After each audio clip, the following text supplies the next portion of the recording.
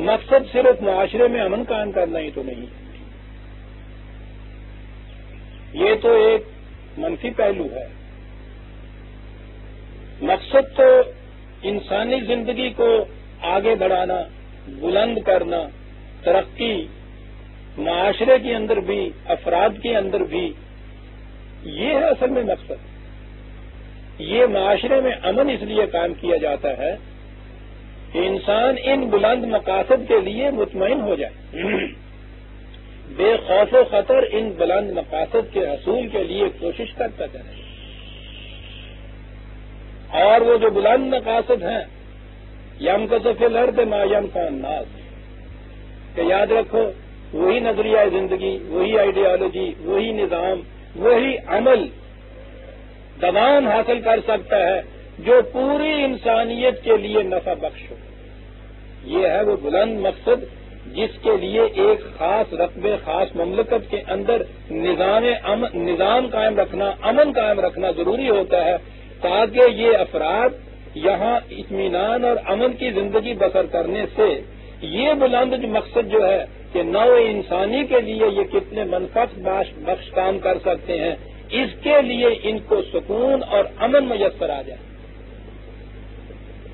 یعنی اتنی اہمیت دی ہے اس نے امن اور قانونیت کے معاشرے کو، لیکن اسے بھی مقصود کی ذات نہیں قرار دیا، اور آگے بڑھنے کے لیے امن قائم کیا ہے، سکون قائم کیا ہے۔ جیسے صبح کے وقت ریفریش تر و تازہ جاگنے کے لیے رات کی نیند ہوتی ہے، امن کی تو صورت یہ ہوتی ہے، سکون کی صورت یہ ہوتی ہے کہ معاشرے میں مزید تقویت پیدا ہو، افراد کے اندر ان کے جو خفتہ جوہر ہیں وہ زیادہ بیدار ہوں، ان کی صلاحیتیں نشو و نما پائیں، تاکہ یہ اس سے بلند مقصد حاصل کرنے کے قابل ہو جائیں۔ یہ ہے جسے قرآن نے تقویٰ کہا ہے۔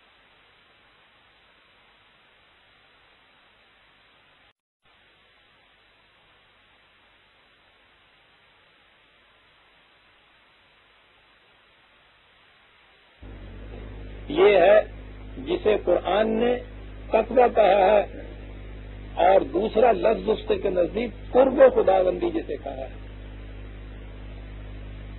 اب تو ہمارے ذہن میں بھی جب ہم کہتے ہیں خدا کے مقرب تو وہ نقشے ہی کچھ عجیب قسم کے آتے ہیں۔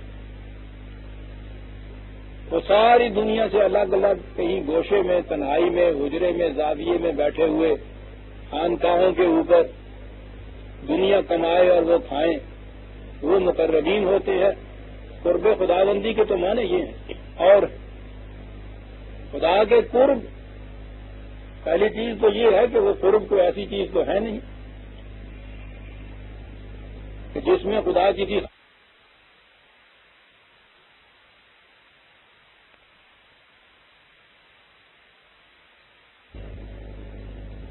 کیا چیز؟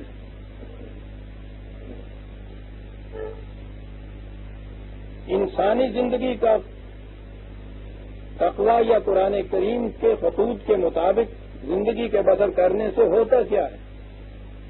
انسان کی ذات کے اندر اس کی صلاحیتیں بیدار ہوتی ہیں، اور ان کے متعلق قرآن نے بتایا ہے کہ جو صفات خداوندی ہیں انہی کی مناسل، انہی کی مثل یہ جو صفات ہیں یہ انسان کی ذات کے اندر ان کی نمود ہوتی چلی جاتی ہے۔ اعلی حد بشریت، وہ خدا تو انفائنائٹ ہے، لامحدود ہے، اس لیے اس کی صفات بھی لامحدود ہے۔ انسان تو محدود ہے، اس کی صفات کا دائرہ بھی محدود ہوگا، لیکن اس محدودیت کی شرط کے ساتھ یہ صفات وہی ہیں جو صفات خداوندی ہیں، بجوز ان صفات کے کہ جو مختص ہیں خدا ہی کے لیے، جیسے قادر مطلق ہونا، هو الاول ہونا، هو الآخر ہونا۔ باقی صفات جو ہیں وہ انسان کے اندر ان کی نمود ہوتی چلی جاتی ہے، اور اسی کا نام کیریکٹر ہے حقیقت میں۔ انسان کے اندر خدا کی ذات کا عکس کتنا آتا چلا جاتا ہے، اور جو معاشرہ ان افراد پر مشتمل ہوتا ہے خود اس معاشرے میں بھی خدا کی یہ صفات نمودار ہوتی چلی جاتی ہے۔ انسانوں کے اندر خدا کی صفات کی مثل صلاحیتوں کا ابھرنا، نمودار ہونا، نشو و نما پانا، اسے کہتا ہے قرآن کی اصطلاح میں اسے قرب خداوندی کہتے ہیں۔ یعنی آہستہ آہستہ اعلی حد بشریت خدا جیسا ہوتے چلے جانا، یوں کہیے نا۔ یہی ہے جسے وہ مدارج کہتا ہے مومنین کے، یہی ہے کہ جس کو وہ ذات کا ارتفاع کہتا ہے، نشو و نما کہتا ہے، درجات کی بلندی کہتا ہے۔ مقصد یہ ہے، اس لیے اگلی ہی آیت اس کے بعد یہ کہی کہ معاشرے میں امن کا قائم رہنا، نظام کا قانون کے تابع رہنا یا قانون کو پھیلانے کی صلاحیت اس کے اندر رکھنا، فساد برپا نہ ہونا، بغاوتیں نہ ہونا، اس کے لیے ہے کہ انسان امن اور امان سے اپنی ان صلاحیتوں کی نشو و نما کرتے چلے جائے۔ یا ایھا الذین آمنوا اتقوا اللہ، اے جماعت مومنین، قوانین خداوندی کی ہمیشہ نگہداشت کریں۔ اس نگہداشت کرنے سے ہوگا کیا؟ وابتغوا الیہ الوسیلۃ۔ اب یہ بڑی ایک اہم آیت آ گئی اور جس کا غلط مفہوم پوچھئے نہ کہ اس قوم کو کہاں سے کہاں لے گیا۔ میں وسیلے کا لفظ ابھی وسیلہ ہی رکھتا ہوں، عام ترجمہ بھی یہی کیا جائے گا کہ اس کی طرف پہنچنے کے لیے وسیلہ ڈھونڈے، چل۔ اور اس مفہوم یا اس ترجمے کی بنیادوں کے اوپر پھر جو عمارتیں اٹھنی شروع ہوئی ہیں، تو قرآن کریم شخصیت پرستی کو جڑ بنیاد سے اکھیڑنے کے لیے آیا۔ دنیا میں سب سے عظیم شخصیت جن کے متعلق ہمارا ایمان ہے اور علی وجہ البصیرت ایمان کے بعد از خدا بزرگ کوئی قصہ مختصر حضور ذات اکرم صلی اللہ علیہ وسلم، عالم انسانیت کے بلند ترین مقام پر فائز۔ ان کے متعلق بھی قرآن کی کیفیت یہ بار بار کہلواتا چلا جاتا کہ قل انما انا بشر مثلکم، ان سے کہتے جاؤ میں تمہارے ہی جیسا ایک انسان ہوں، یوحی الیہ، جب میری طرف یہ وحی نازل ہوتی ہے اور جب یہ وحی میں تمہیں دے دیتا ہوں تو پھر بس جیسے تم بشر ہو ویسے میں بشر ہوں۔ یہاں تک بھی حضور نے یہ کہا قرآن کریم کے اندر 2-3 مقامات میں ہے کہ ان سے کہہ دو کہ اور تو اور اگر میں بھی قوانین خداوندی کی معصیت کروں تو میں بھی اس کے عذاب سے ڈرتا ہوں۔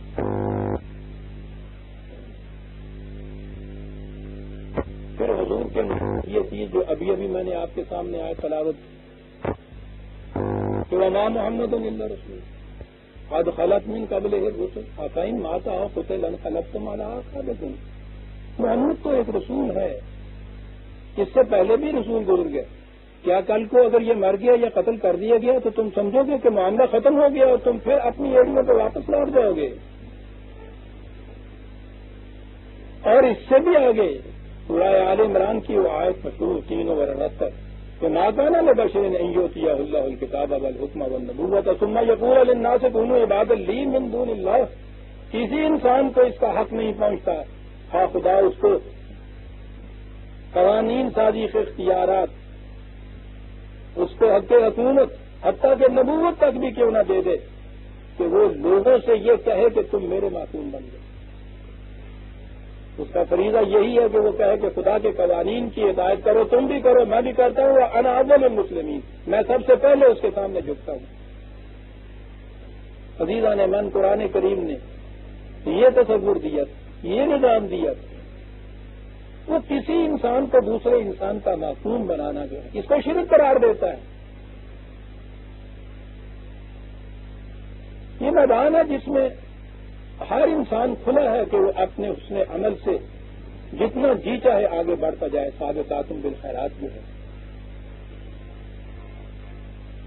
یہاں قانون کا اتباع ہے، قرآن کے اصولوں کے مطابق زندگی بسر کرنے کا ایک نظام ہے، اشخاص کا اس میں کوئی تعلق ہی نہیں، لیکن اس آیت میں جو لفظ وسیلہ آ گیا اور وسیلہ لیا انہوں نے اردو اور پنجابی کا، تو اس کے بعد صاحب وسیلے کے بغیر تو خدا تک پہنچا ہی نہیں جا سکتا۔ قرآن شریف میں کیا ہے؟ اب یہ وسیلے ڈھونڈ رہے ہیں صاحب، یہ حضرت صاحب جتنے بھی آپ کے یہاں ہیں وہ سارے کے سارے پھر وسیلے بنے ہوئے ہیں خدا تک پہنچنے۔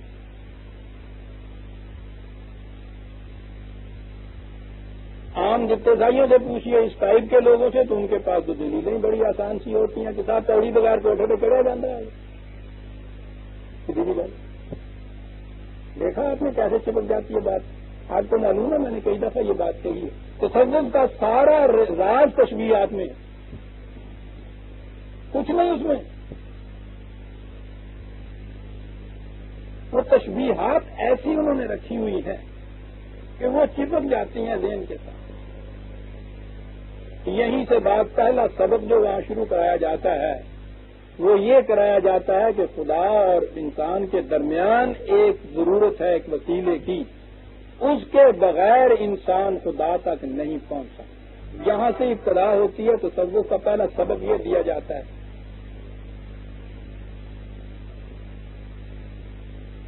آپ کو معلوم ہے کہ اس کے لیے تشبیہات کیا دی جاتی؟ پہلی تشبیہ یہ پڑھائی گئی تھی کہ جلال خداوندی جو ہے اس کے جلوے کی تو کوئی تاب نہیں لا سکتا، موسیٰ تاب نہیں لا سکتا، تو تور پھٹ گیا سر، تم کیڑے ڈال دیں گے؟ بات بھی ٹھیک کہا کہ ذرا دوپہر کا سورج، مئی کا مہینہ، ذرا اس کی طرف آنکھیں کھول کے دیکھو تو صحیح، دیکھ ہی نہیں سکتا انسان، مجھے آ جاتی ہیں آنکھیں۔ میرا بیٹا جلال خداوندی ہے، اسے دیکھنا ہو تو پیر و مرشد کے جمال کے تھرو دیکھیے۔ پانی کا پیالہ رکھ دیا سامنے، کہا اس میں دیکھو وہی سورج کس طرح سے نظر آ رہا ہے، چپک گئی ہے نہیں؟ بات تو ٹھیک ہے۔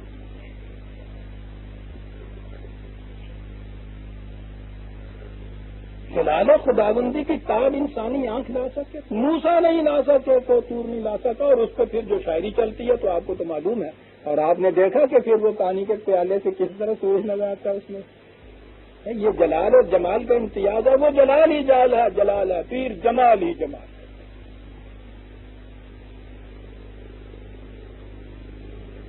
سب حضرت صاحب اعمال تو ہم بھی کرتے ہیں، کام بھی کرتے ہیں، کہنے لگے بیٹا اس طرح سے اعمال کو نتیجہ پیدا کرتے ہیں، غلط۔ یہ تو جب تک پیر کے تصور کے راستے سے نہیں آئیں گے کوئی نتیجہ نہیں پیدا کریں گے۔ بات سمجھ میں نہیں، کہنے لگے کہ بیٹا تم نے یہ دیکھا ہے، یہ مئی جون کی دوپہر میں بھی کپاس سارا دن رکھ چھوڑو تم دھوپ میں، شام تک زیادہ سے زیادہ کچھ گرم ہوئے، اس سے زیادہ تو کچھ نہیں نا؟ کہنے لگے جی نہیں کچھ۔ کہنے لگے یہ آتشی شیشہ جو ہے نا، یہ ہوتے تھے نا آتشی شیشے اتنے سے دوربین والے، اس آتشی شیشے کو سامنے رکھو، سورج کی شعائیں جب آتشی شیشے کے نقطے سے گزرتی ہیں 2 منٹ میں آگ لگا دیتی ہیں صاحب۔ اللہ اکبر، تمہارے یہی اعمال براہ راست کریں گے تمہارے اوپر زیادہ سے زیادہ ذرا سی گرمی پیدا ہوگی۔ بیٹا جب یہ پیر کے تصور کے آتشی شیشے میں سے گزریں گی تمہارے اعمال کی کرنیں 2 منٹ کے اندر عشق کی آگ بھڑکا دیں گی۔ اللہ اکبر، چپک کے رہ گئے۔ حضرت بابا صاحب روز گاؤں سے چلتے تھے، راستے میں دریا پڑتا تھا، پیچھے پیچھے مرید ہوتا تھا، کشتی کی ضرورت ہی نہیں ہوتی، آتے تھے دریا کے کنارے، اسے کہا ہوا تھا کہ میں آگے آگے چلتا ہوں، تم یا فرید کہتے ہوئے میرے پیچھے پیچھے چلتے آتے، چلتے جاتے، سال گزر گئے، آپ چلے جاتے۔ ایک دن مرید کے ذہن میں آیا کہ یہ حضرت صاحب بھی کچھ منہ سے کہتے ہیں، کیونکہ لب ہلتے نظر آتے تھے، قریب جا کے سنا تو وہ یا اللہ کہہ رہے ہیں۔ انہوں نے کہا کہ صاحب ہمیں انہوں نے خامخواہ کے لیے اپنے راستے پہ لگا چھوڑا ہے، یہ جو یا اللہ کہتے ہیں تو میں بھی کون ہوں۔ دوسرے دن جب چلے وہ آگے چلے، یہ پیچھے چلے، اس نے یا اللہ کہا، 2 ہی قدم گیا تھا تو گرم، پیچھے سے دیکھا تو وہ ڈبکیاں کھا رہا ہے۔ حضرت صاحب بتا لیجیے، انہوں نے نکالا، کہا کیا کیا تھا تم نے؟ اتنے سال ہو گئے تم آسانی سے جا رہے تھے، آج ہوا کیا تھا؟ کہنے لگا صاحب جان کی امان پاؤں تو عرض کروں. میں نے کہا یوں کان سوئی لے لی سی کہ اظہر صاحب یا اللہ کہہ رہے ہیں. میں نے کہا میں بھی کیوں نہ وہی کہوں، میں نے آپ یا اللہ کہہ دیا. ایسے آپ کہنے لگے بیٹا بابا فرید کو تو جانتے ہو نا تمہارے سامنے کہ جی ہاں واقفیت بھی ہے نا اس سے کہ جی ہاں. کہنے لگا بھی اللہ کو بھی دیکھا ہے؟ کہنے لگا جی نہیں. تو کہنے لگا اس کے ساتھ تو تمہاری واقفیت ہی نہیں. کہنے لگا فرید کی تو اس کے ساتھ واقفیت ہے، وہ اس لیے اس کا نام لیتا چاہیے نہ واقفیت نہ تو جانے انہوں نے نام لے گا. تمہیں کیوں بتانا ہے؟ تو بیٹا فرید کا نام لے، فرید اللہ کا نام لے. چلو عزیزان من وہ یہ دو چار باتیں مثال کے طور پر سمجھا دیتا ہوں، آپ کو پتہ چلے کرتے کیا یہ، ورنہ کیا کیا عرض کروں، آدھی عمر اس میں بسر کی. اور یہاں تو پھر یہ قصہ ایسا ہی، وہ تو آپ کو معلوم ہے کہ وہاں سے کیسے پھر وہ جنت میں لے جاتے ہیں. تو اسٹرکٹ حکم دے دیا رضوان کو کہ صاحب جس کے ہاتھ میں وہاں حساب کتاب کے بعد پروانہ دیا جائے گا اس کو اندر جانے دینا. ٹھیک ہے، ٹکٹیں دے کے اندر پاس کرتا تھا. اس کے بعد اللہ میاں نے دیکھا کہ وہاں ہزاروں ایسی مخلوق چلی گئی ہے جن کو ٹکٹ ہی ہے نہیں.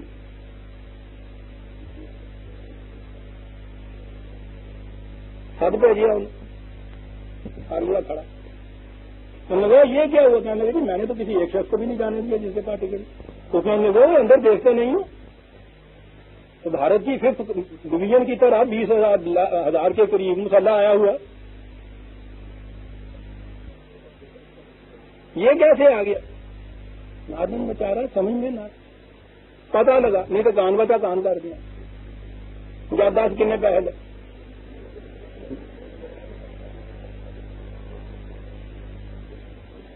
حضرت صاحب کو رحم آ گیا جب انہوں نے دیکھا کہ ایک بے گناہ اس طرح سے مارا جا رہا ہے. انہوں نے کہا کوئی بات نہیں میں سمجھا دوں گا. انہوں نے کہا یہ کہ میں تمہارے پاس سے گزرا تھا نا اور یہ کمبل میرے اوپر تھا. اب دیکھیے اسمگلر کس کس قسم ہوتے ہیں. یہ عقیدہ ہے.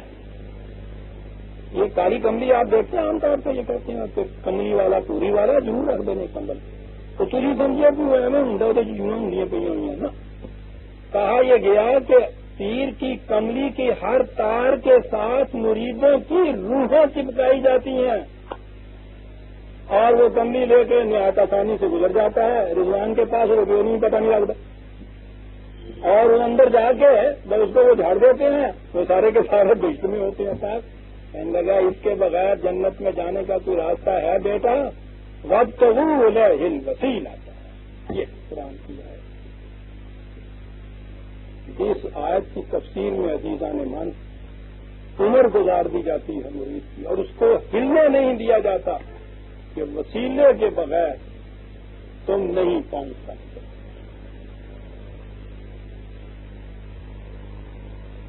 پوری شخصیت پرستی کی عمارت جسے قرآن نے شرک قرار دیا تھا اتنا مقدس بنا کے اس کو رکھ دیا تھا. اور بات کیا ہوئی؟ عربی زبان کا لفظ وسیلہ تک کہتے ہی درجے کو ہے، منزلت کو ہے، مکان کو ہے، پوزیشن کو ہے، ارتفاع کو ہے، تقرب کو.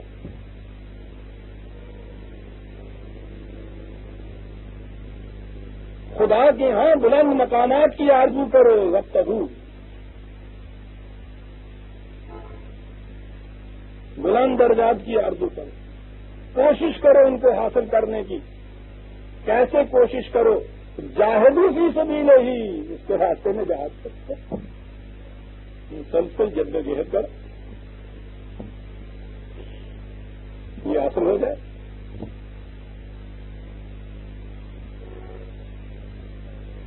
انہوں نے کہا وہ جاہدوا فی سبیلہ ہی آگے آیا تھا. کہا کہ بیٹا یہ جو جہاد بالسیف ہوتا ہے نا یہ تو جہاد اصغر ہے. جہاد اکبر اپنے نفس کے ساتھ جہاد کرنا. آیت کے معنی یہ ہو گئے کہ وسیلہ ڈھونڈو پیر کا، جہاد کرو اپنے نفس کے ساتھ.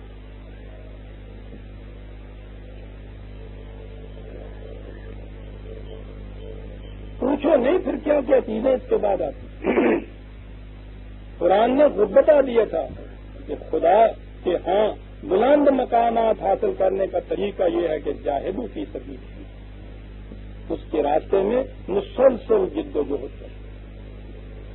اور یہ تو اس نے خود دوسری جگہ کہہ دیا تھا کہ والذین جاہدوا فینا لنہدینہم سبلنا، جو ہمارے راستے میں جد و جہد کرتا ہے، کوشش کرتا ہے، صحیح عمل کرتا ہے، ہم اس کو اپنی طرف آنے کے راستے اس کے سامنے کھول دیتے ہیں. کسی وسیلے کی ضرورت درمیان میں نہیں. عزیز من جو یہ کہتا ہے سالہ کا عبادی انی قل انی قریب، میرے بندے تم سے پوچھتے ہیں میرے متعلق، ان سے کہو کہ میں تو تمہارے بالکل قریب ہوں. نحن اقرب الیہ من حبل الورید، میں تو انسان کی رگے جان سے بھی زیادہ اس سے قریب. اجیب دعوت الداعی اذا دعان، ہر پکارنے والے کی پکار کو سنتا ہوں. جس کی کیفیت یہ ہو اس تک پہنچنے کے لیے راستے میں آپ کو دربانوں کی، حاجبوں کی، وزیروں کی، مشیروں کی، سفارش کرنے والوں کی اور وسیلوں کی ضرورت پڑے گی. جب پوچھیے تو کہا جاتا کہ صاحب دیکھیے یہاں آپ ڈپٹنگ محنت تک نہیں پہنچ سکتے جب تک کہ آپ کے پاس وسیلہ نہ ہو. یہ بد نظمی کے زمانے کی باتیں ہیں نا جو وہ بتا رہے ہیں. عمر فاروق تک پہنچنے کے لیے تو کسی راستے کے دربان کی ضرورت نہیں تھی. رسول اللہ تک پہنچنے کے لیے تو کسی حاجب کی ضرورت نہیں تھی. ان کا نقشہ سامنے نہیں لائیں گے، بگڑے ہوئے نظام کا نقشہ سامنے لائیں گے. اور وہ اس لیے کہ انہوں نے خدا کا تصور ہی ملوکیت کے زمانے میں پیدا کیا، اپنے ہاں بٹھایا اس کو بہت دور، پھر اس کے گرد ایک دائرہ مقربین کا بنایا، پھر اس کے بعد ایک اور درجہ آہستہ آہستہ چلتے ہوئے وہ راستے میں دور پہلے وہاں وہ کھڑے ہیں چوکیدار، دربان کھڑے ہیں، کسی کی عرضی وہاں تک پہنچ ہی نہیں سکتی جب تک ان ہاتھوں سے نہ چلے. شہنشاہیت کے زمانے کا تصور اس زمانے کا انہوں نے خدا بنایا. وہ خدا جو رگے جان سے بھی زیادہ قریب تھا، اس خدا کو نگاہوں سے اوجھل کر دیا. اور وہ تو ایک دنیا تھی جو دنیاوی سلطنت کی تھی، انہوں نے اپنے ہاں روحانیت کی الگ ایک سلطنت قائم کر رکھی. خود تو حضرت صاحب ہوتے ہیں، بیٹا ان کا خلیفہ ہوتا ہے، اپنی مملکت ہوتی ہے ان کی. اور یہاں ایمان یہ ہوتا ہے کہ یہ جو باہر مملکت میں ہے نا، یہ گورنر، یہ کمشنر، یہ ڈپٹی کمشنر، یہ ایس ایس پی وغیرہ، یہ تو یوں ہی کٹ پتلیاں ہیں، تھیٹر کے ایکٹر ہیں. سارا نظم و نسق کو زیر زمین ہوتا ہے. وہاں یہ مقربین بارگاہ خداوندی جو ہے، یہ غوث اور کتب اور اعتاد اور یہ سارے، یہ سب نظم و نسق کرتے ہیں، یہ انہیں حکم دیتے ہیں اور یہ سب کچھ کرتے ہیں. آج کل تو ایسا نظر آتا ہے کہ ان کا بھی ساری رشوت میں حصہ ہوگا اگر وہی حکم دیتے ہیں. بہرحال یہ تصور کام کر رکھا ہے ان لوگوں نے. اس کی بنا پر خدا تک پہنچنے کے لیے بھی وسیلے کی ضرورت ہے. اور یہ معنی جو تھے وسیلے کے، اس نے یہ چیز کہی کہ جن کے متعلق تم ذہن میں سمجھتے ہو کہ وہ خدا تک پہنچاتے ہیں، 17/57 اولئک الذین یدعون یبتغون الی ربہم الوسیلۃ ایہم اقرب ویرجون رحمتہ ویخافون عذابہ. جن کے متعلق یہ ذہن میں سمجھتے ہیں کہ وہ خدا تک ان کو پہنچا دیں گے، اگر وہ خدا کے بندے ہیں تو ان کی کیفیت یہ ہے کہ وہ خود اس کے آرزو مند رہتے ہیں کہ ہم خدا تک کیسے پہنچ جائیں. اس کی رحمت کے امیدوار رہتے ہیں، ڈرتے رہتے ہیں اس کے عذاب سے. ان کی تو کیفیت یہ ہوتی ہے، اور ان کی کیفیت یہ ہے کہ یہ ان کے بغیر سمجھتے ہیں کہ خدا تک بات ہی نہیں پہنچ سکتی، درخواست ہی نہیں پہنچ سکتی. کہا کہ یہ سارا تصور غلط ہے. خدا کا قرب جسے آپ کہتے ہیں یا مقرب کہتے ہیں، وہ انسانی ذات کے شرف کا نام ہے، اس کی ذات کی صلاحیتوں کے نشو و نما پانے کا نام ہے. طریقہ اس کا آمن اتقوا اللہ، خدا کے قوانین کی نگہداشت کرو، وابتغوا الیہ الوسیلہ، اور اس طرح سے اس تک مقام بلند حاصل کرنے کی کوشش کرو، درجات بلند حاصل کرنے کی کوشش کرو. وَلِكُلٍّ دَرَجَاتٌ مِّمَّا عَمِلُوا قرآن نے کہا دی. اور درجات تو ہر ایک کو اس کے اعمال کے مطابق، کردار کے مطابق، کیریکٹر کے مطابق ملیں گے صاحب. وَجَاهِدُوا فِي سَبِيلِهِ، اس کے راستے میں جد و جہد کر. یہ ہے اس کا طریقہ، انسانوں کے وسائل ڈھونڈ کے نہیں. لعلکم تفلحون، تاکہ تم کامیاب ہو جاؤ، تمہاری کھیتیاں پروان چڑھ جائیں. اور یاد رکھو ہمارا قانون مکافات یہ ہے، تم تو یہ تصور کر رہے ہو کہ کسی اور کو اگر ہم نے درمیان میں مرشد مقرر کر لیا، یاد رکھو قرآن کریم نے مرشد صرف خدا کو کہا ہے. رشد و ہدایت صرف وہ دیتا ہے، ہادی بھی وہی ہے، مرشد بھی وہی ہے. اور یہ دونوں چیزیں قرآن کے اندر پھر آ گئیں. قرآن ہی مرشد ہے، قرآن ہی ہادی ہے. نے کہا یہ ہے کہ یہ جو تصور تمہارے ذہنوں میں ہے کہ تم جو جی میں آئے کرتے رہو، تمہیں یہ بخشوا دیں گے، یہ مقرب ہیں، یہ تمہاری سفارشیں کر دیں گے، بالکل غلط. اور تمہیں یہ بتایا گیا ہے کہ وہ نظر نیاز اگر تم پوری کر دو گے، اپنی کمائی میں سے انہیں دیتے چلے جاؤ گے، تو پھر بخشش کا وسیلہ ہو جائے گا. اور پھر وہ انہیں دینے تک محدود نہیں ہوتا برادران عزیز، پھر تو وہ سلسلہ آگے چلتا ہے، متولیوں تک نہیں. وہ تو چونے اور پتھر کا ڈھیر ہے کہ جسے قبر یا مزار کہا جاتا ہے. آپ کو معلوم ہے کل یا پرسوں کے اخبار میں یہ چیز تھی کہ یہاں ایک مزار کو جو غسل دیا گیا ہے 4.5 من گلاب کا عرق اس کے اوپر تھا. بہرحال ایک چونے مٹی کی ایک قبر ہے، دھویا ہے اسے، ٹھیک ہے، صفائی کر دیجیے اس کی. آپ سوچ لیجئے یہاں مریضوں کو اتنا سا گلاب کا عرق خالص نہیں کرتی ہے. یہ سب کچھ دیا جاتا ہے. ہر دینے والا یہ سمجھتا ہے کہ اس کے صدقے میں حضرت صاحب ہمیں بخشوا دیں گے، ہماری مرادیں پوری ہو جائیں گی. قرآن کہتا ہے ان الذین کفروا لو ان لهم ما فی الارض جميعا ومثله معه لیفتدوا به من عذاب یوم القیامۃ ما تقبل منهم. یہ تو بات ہی کچھ نہیں ہے. یہ 4 من اور فرض تم نے کیا دیا، یا 10 جگہ چڑھا دی. جتنی دولت دنیا کے اندر ہے وہ اتنی ہی اور کہیں سے. یہ ساری کی ساری دولت دے کے بھی اگر کوئی شخص چاہے کہ اپنے ایک غلط عمل کا فدیہ ادا کر کے اس سے چھوٹ جائے، نہیں چھوٹ سکتا.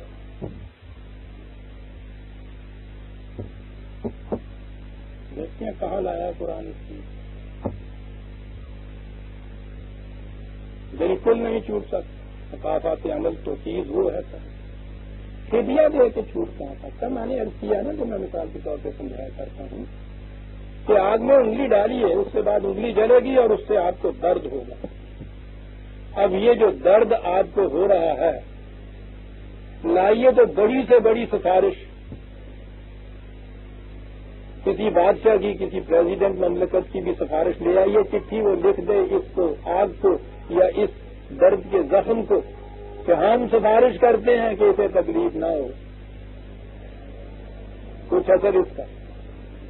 دنیا بھر کی دولت تقسیم کر دے باہر، درد مٹ جائے؟ نہیں مٹ سکتا. بڑے سے بڑا ہمدرد دوست بھی ہمدردی کے الفاظ 4 کہہ دے گا، جسے کہتے ہیں اس کے دل کو نرم رکھ دے گا غمگساری کی. یہ درد نہیں لے سکتا، کوئی دوسرا اس میں شریک نہیں ہو سکتا. اس کے لیے تو خدا کے قانون کی خلاف ورزی کی تھی، اسی کی قانون کی طرف لوٹ کر دوا جو اس نے اس کے لیے تجویز کی ہے وہ لگانی پڑے گی. کفارے اور فدیے اور سفارشیں اور شفاعتیں، ان سے یہ اثرات جو ہیں دور نہیں ہوتے. اور یہ وسیلے یہ کیا کام کر دیں گے؟ یہ ساری دولت بھی صرف کر دو، پھر بھی اس سزا سے، اس درد سے، اس عقوبت سے، اس عذاب سے نہیں بچ سکتے. ماں تو قبل من ہو، قبول ہی نہیں کیا جائے گا. دیکھیے قبول کرنا کہاں آیا ہے. وَلَهُمْ عَذَابٌ أَلِيمٌ. یہ درد وہ ہے کہ جو فدیوں سے نظروں نیازوں سے، ان چیزوں سے، سفارشوں سے کسی کے یہ نہیں کم ہوا کرتا۔ یہ تو جسے درد ہے ہوگا بھی اسے، اور اس سے بچنے کی یا اس کی تلافی کی شکل بھی یہ ہے کہ جو اس نے اپنے قانون میں یہ کہا ہے کہ اس کا علاج اس طرح سے ہوگا، وہ کیجئے تو یہ ہو سکتا ہے۔ اور سیئات کو دور کرنے کا علاج اس نے کہا ہے کہ حسنات زیادہ سے زیادہ کرو، اور پھر یہ چیز دور ہو سکے گی۔ عزیزان من، سورہ مائدہ کی آیت 36 تک ہم آ گئے۔ 37 آیت سے ہم آئندہ لیں گے۔